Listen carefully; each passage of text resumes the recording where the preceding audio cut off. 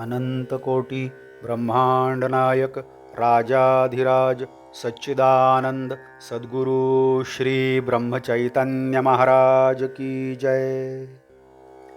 श्री राम समर्थ। 26 जनवरी अंत समय सधने के लिए नाम स्मरण। अंत समय अर्थात मृत्यु का समय। उस वक्त नामस्मरण होने का तात्पर्य है अंत समय सध जाना। अंत समय सध जाने के लिए पहले नामस्मरण करने की आदत होनी चाहिए। अंत समय सफल होने के लिए ही जीवित रहना चाहिए। जहां भगवान रहते हैं वहीं हमारा घर है।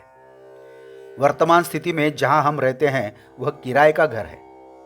किराए का घर छोड़कर अपने निजी मकान में रहने के लिए जाते समय जैसे हमें हर्ष होता है, वैसा ही आनंद हमें अपना शरीर छोड़ते समय होना चाहिए।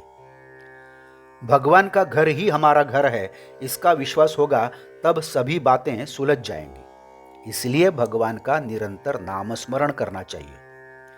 भगवान से यह मांगा जाए, हे भगवान, तुम मुझे अपना मानो, मेरा मन तुम्हारे चरणों में अर्पण कर दिया है, अब मुझे आपसे कुछ भी मांगना नहीं है। निरंतर यह मानना चाहिए कि भगवान मेरे आगे पीछे सब जगह है। भगवान का स्मरण रखने का मतलब है मैं जो कुछ कर रहा हूं, मुझसे जो कुछ हो रहा है वह उसी के कारण हो रहा है, ऐसा मानना।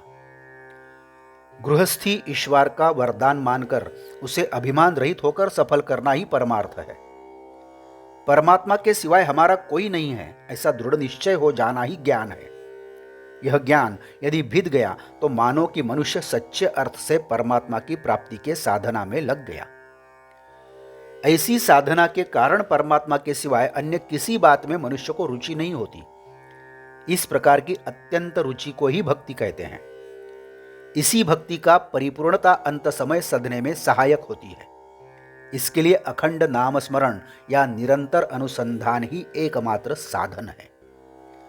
अंत समय में जो नामस्मरण करता है उसकी विषय वासना नष्ट हो गई ऐसा नहीं होता।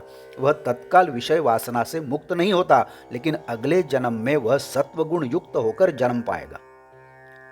भगवत प्राप्ति की वृत्ति जिसमें होती है वह सात्विक वृत्ति का होता है। प्राण में खंड नहीं होता, उसी प्रकार साधना में खंड नहीं होना चाहिए। प्राण यानी श्वास प्रश्वास की क्रिया, यह क्रिया सहज अभिमान रहित होकर निरंतर बिना रुके चलती है। वैसे नामस्मरण भी उसी तरह चलता रहे। गृहस्थी में लगन नहीं होनी चाहिए। हमारा व्यवहार गुरु की आज्ञा के अनुसार होना चाहिए।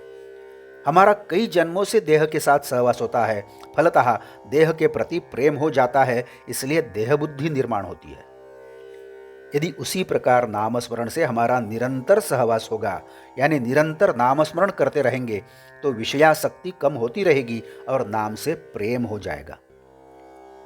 योग साधना में असीम कष्ट होते हैं। इस युग में योग सिद्धि होना असंभव है।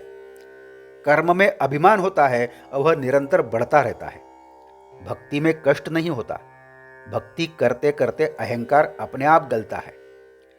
योग और कर्म ये दो साधन परमात्मा के गोद लिए हुए पुत्र के समान है, तो भक्ति साधन स्वपुत्र के समान है। भगवान को दृष्टि से ओझल न होने देना ही सच्ची भक्ति है। यही सच्चा अनुसंधान है, यही सच्चा परमार्थ है और यही हमारा सर्वस्व है। आज का बोध वचन, केवल तीर्थस्थान में नहाने पूजा पाठ करने से परमार्थ की उपलब्धि नहीं होती। भगवान के प्रति लगन लगनी चाहिए। जानकी जीवन स्मरण जय जय राम। नमस्कार। मराठी और हिंदी में श्री महाराज की प्रवचनें आप हर रोज सुन रहे हैं, लेकिन आपसे विनती है कि कृपया चैनल को भेंट देकर प्लेलिस्ट देखिए। प्लेलिस्ट के जरिए आप कोई भी प्रवचन अपनी सुविधा के अनुसार सुन सकते हैं।